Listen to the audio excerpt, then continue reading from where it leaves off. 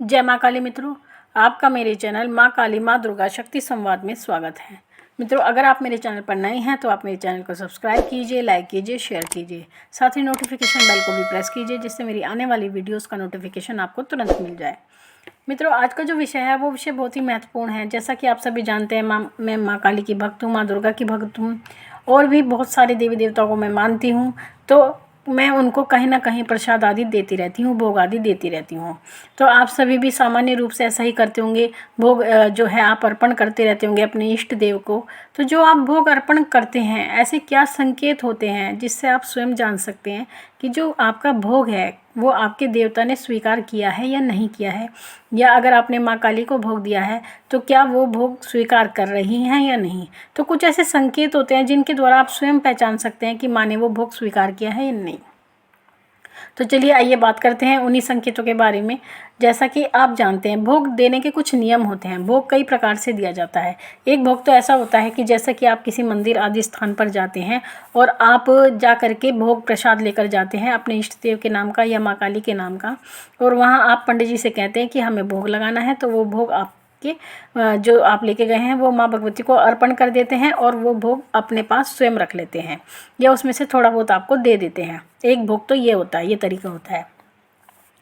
दूसरा भोग इस प्रकार लगाया जाता है कि जैसे कि आप अपने घर में माँ की पूजा करते हैं, माँ काली की पूजा करते हैं और आप उनको किसी भी प्रकार के भोजन का भोग लगाते हैं। कुछ व्यक्ति माँ की सेवा उठाते हैं, जैसे आप ठाकुर जी की सेवा उठाई जाती है, इसी प्रकार से लोग माँ काली की भी सेवा करते हैं। उनको नित्य भोजन का भी भोग लगाते हैं और माँ को भोग अर्पण करते हैं। एक तरीका ये हो गया। और एक तरीका होता है अंग्यारी में भोग देने का, जो व्यक्ति अंग्यारी में भोग देते हैं। मैं माँ को अंग्यारी में भोग देती हूँ, तो माँ को अंग्यारी में देने का तरीका अलग होता है। माँ को अंग्यारी में अलग तरीके से भोग दिया जाता है, वो मैं आपको वीडियो में बता दूंगी आने वाली में। तो इन 3 प्रकार से माँ को भोग दिया जाता है, माँ काली को। तो माँ काली जब भोग स्वीकार करती हैं तो वो कुछ ना कुछ संकेत देती हैं। लेकिन जो भोग आप माँ काली को दे रही हैं, सबसे पहले आपको ये ध्यान रखना चाहिए, जो भोग आप माँ को देने जा रहे हैं वो पूर्णतः शुद्ध होना चाहिए। अगर फलों का भोग दे रहे हैं तो फल आपको अच्छी प्रकार से धो लेने चाहिए। जो माँ के बर्तन हैं वो शुद्ध होने चाहिए। अगर आप माँ काली को भोग देते हैं तो माँ काली के लिए आप ये कोशिश करें कि उनके बर्तनों की आप अलग व्यवस्था करें, क्योंकि माँ का स्वभाव बहुत अलग है। उनको शुद्धता बहुत पसंद होती है और माँ को जो चीज़ अपनी स्वयं की होती है, माँ उनका बहुत ध्यान करती है। अगर आप माँ के निमित्त कोई चीज़ करके देखिए कि आप उनका कोई बर्तन रख दीजिए, आप उनका कोई वस्त्र रख दीजिए या कुछ भी आप माँ के लिए रख के दीजिए, और उसके बाद अगर आप उसको उठाकर प्रयोग में लाते हैं तो आप माँ को जो संकेत है वो माँ आपको स्वयं देंगी कि आपने मेरा बर्तन क्यों उठाया, मेरा वस्त्र क्यों उठाया, मेरा सामान क्यों उठाया, क्योंकि ये मेरा स्वयं का अनुभव है। इसलिए माँ से संबंधित जो भी सामग्री होती है, सामान होता है, मैं उसको अन्यथा बिल्कुल भी प्रयोग नहीं करती, केवल माँ के कार्यों में ही प्रयोग करती हूँ। इसलिए मैंने माँ का जो बर्तन है भोग का, वो भी बिल्कुल अलग रखा हुआ है। वैसे भी मैं माँ को अंग्यारी में ही भोग देती हूँ, वैसे भोग मैं बिल्कुल नहीं देती, क्योंकि जो अंग्यारी में भोग दिया जाता है वो डायरेक्ट माँ को प्राप्त होता है।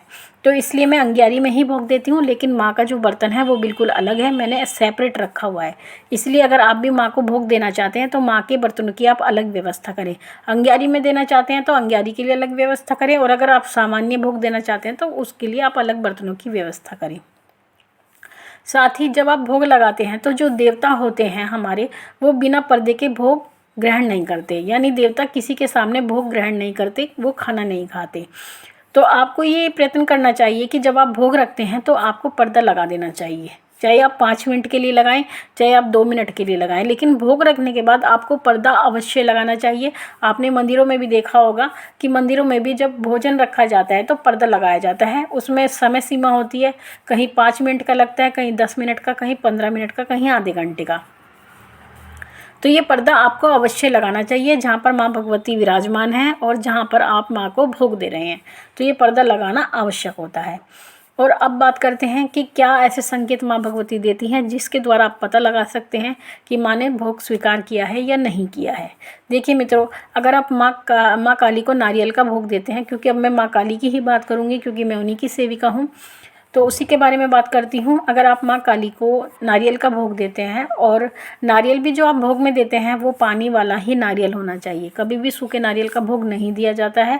पानी भरे हुए नारियल का आपको माँ को भोग देना चाहिए। अगर आप भोग देते हैं और भोग देने के बाद आप देखते हैं, जैसा कि आप नवरात्रि में रख देते हैं भोग, कलश जब स्थापना करते हैं, कलश बिठाते हैं, तो नवरात्रि पे नारियल रखा जाता है। अगर उस नारियल का पानी सूख जाता है, स्वतः ही सूख जाता है, यानी जब आपने रखा था उसमें पानी था, लेकिन जब आपने उसको उतारा कलश पे से तो पानी सूख चुका था, या फिर आपका नारियल चटक चुका था। जैसे चटक जाता है, तरेड़ सी आ जाती है बीच में, अगर वो चटक जाता है तो इसका अर्थ ये होता है कि माँ भगवती ने आपका भोग स्वीकार कर लिया है। साथ ही अगर आप माँ को शराब का भोग देते हैं, दूध का भोग देते हैं, तो उसके भी अलग जो होते हैं साइन होते हैं, ये संकेत होते हैं, जिसके द्वारा आपको माँ भगवती स्वयं बताती है कि मैंने भोग स्वीकार कर लिया है। अगर आप दूध देते हैं या कोई भी तरल पदार्थ देते हैं या माँ को जल भी आप रखते हैं, तो क्या होता है, जैसे आप रख कर जाते हैं, कुछ समय बाद आप देखते हैं कि जल थोड़ा आपको, जितना बर्तन में आप रख के जाते हैं उसमें थोड़ा आपको कम दिखाई देता है। मेरे साथ कई बार ऐसा हुआ है, जब मैं जल रखती हूँ कभी वो कम हो जाता है, तो वो जो द्रव्य पदार्थ होता है वो कम हो जाता है। तो इसका अर्थ ये है कि माँ ने आपका भोग स्वीकार कर लिया है। कभी कभी कुछ विरले तो ऐसे भी होते हैं जिनका माँ बिल्कुल बर्तन ही खाली कर देती है। साथ ही अगर आप माँ को कोई पान चढ़ाते हैं या नैवेद्य चढ़ाते हैं, कोई मिष्ठान चढ़ाते हैं, ऋतुफल का अगर आप भोग लगाते हैं तो उनका भी रूप बदल जाता है। जैसे कि पान अगर आप चढ़ाते हैं तो पान आपको थोड़ा सिकुड़ा हुआ दिखाई देगा, और अगर आप ऋतुफल लगाते हैं तो ऋतुफल में भी आपको धारियाँ दिखाई देंगी, निशान पड़े हुए दिखाई देंगे। यानी सामानों पर जो आप भोग के लिए जो भी वस्तु रखते हैं उस पर निशान पड़ जाते हैं। अगर निशान पड़ जाते हैं तो इसका अर्थ यह है कि माँ भगवती ने आपका भोग स्वीकार कर लिया है। अगर आप भोग रखते हैं, जैसे कि आप पूरी हलवे का भोग रखते हैं या सब्जी का भोग रखते हैं, तो उस पर भी क्या होता है, जब आप रख देते हैं कुछ समय बाद जब भोग उठाते हैं तो पूरियों पर भी सलवटें पड़ जाती हैं, या पराठे रखते हैं तो पराठों पर भी सिलवटें पड़ जाती हैं। तो ये जो संकेत होते हैं, ये संकेत आपको बताते हैं कि माँ भगवती महाकाली ने आपका भोग स्वीकार कर लिया है। बाकी आपको भोग लगाते वक्त बहुत ही ध्यान रखना चाहिए। और जो लोग नित्य प्रति भोग लगाते हैं, जैसे कि आप जायफल का लगाते हैं, जायफल आप ग्रहण नहीं कर सकते, लौंग लगाते हैं, लौंग आप ग्रहण नहीं कर सकते, साथ ही तांबुल फल लगाते हैं तो भी आप उसको ग्रहण नहीं कर सकते। जो इस तरह की वस्तुएं होती हैं वो ग्रहण नहीं की जाती है। तो इसलिए मैं कहती हूँ कि इन वस्तुओं को ग्रहण नहीं करना चाहिए। अगर आप घर में लगाते हैं, इनको आप जल प्रवाहित कर सकते हैं। साथ ही अगर आप भोजन का भोग लगाते हैं माँ को, भोजन से अर्थ होता है कि आप हलवा पूरी का भोग लगाते हैं, या जो नित्य प्रति माँ काली की सेवा उठा कर रखते हैं, यानी सेवा उठाए रहते हैं, जैसे लड्डू गोपाल जी की सेवा होती है उसी प्रकार से माँ को रोज़ भोग आदि अर्पण करते हैं, तो उनको वो भोग स्वयं खाना चाहिए, स्वयं स्वीकार करना चाहिए। और उस भोग को अगर आपके परिवार के सदस्य जो हैं शुद्ध सात्विक हैं तो उनको भी वो भोग देना चाहिए। लेकिन माँ काली के ऊपर बात होती है, आपके घर में आपने माँ काली को किस प्रकार से चला रखा है, शुद्ध रूप में रखते हैं या तामसिक रूप में रखते हैं, तो वो बात अलग है। लेकिन अगर आप जो भोग माँ काली को लगाते हैं तो वो भोग आपको अपने घर के खाने में लगा देना चाहिए, जिससे कि आपका पूरा भोजन भोग ही बन जाता है एक प्रकार से, और सभी को उसका भाग प्राप्त होता है। और जो लोग इस प्रकार का भोजन करते हैं उनको माँ काली की कृपा स्वतः ही प्राप्त होती है, क्योंकि प्रसाद जो होता है वो केवल प्रसाद ही नहीं होता, वो देव कृपा होती है जो आपको दिया जाता है, और उसी रूप में देवता आपके ऊपर कृपा करते हैं। तो मित्रों, आशा करती हूँ मेरे द्वारा दी गई जानकारी आपको समझ में आई होगी। अब अपने सब्सक्राइबर का प्रश्न लेती हूँ। सब्सक्राइबर हैं मेरे, ये है मीरिका पुलामी। इन्होंने मुझसे पूछा है व्रत में पूजा कैसे माता सुबह करें या रात में, कुछ नहीं पता। देखिए बच्चे, व्रत में जो पूजा का विधान होता है वो अलग अलग प्रकार से होता है। यानी जैसा भी आप व्रत करते हैं, किसी व्रत में पूजा का विधान सुबह होता है, किसी व्रत में शाम को होता है। लेकिन फिर भी अगर आपको ज्ञान नहीं है, अज्ञानता है, तो इसके लिए सबसे अच्छा तरीका यही होता है, अगर आप किसी भी विधि विधान को नहीं जानते हैं तो आपको पूजा सुबह ही करनी चाहिए, क्योंकि जो सुबह की पूजा होती है सर्वोत्तम भी मानी जाती है। आप उस समय शुद्ध होते हैं, निराहार होते हैं, यानी आप किसी प्रकार का अन्न भोजन नहीं किए होते हैं, निराहार होते हैं, और स्नान के बाद पूर्णतः शुद्ध भी हो जाते हैं। तो जो सुबह की पूजा होती है उसका प्रभाव बहुत ही अलग होता है। तो अगर आपको ज्ञान नहीं है तो आपको पूजा सुबह करनी चाहिए।